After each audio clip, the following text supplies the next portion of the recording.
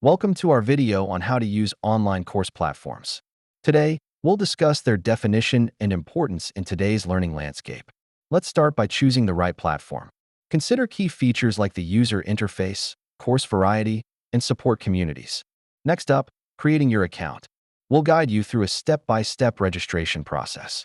Now that you're registered, let's navigate the dashboard and check out the essential features and tools available to you.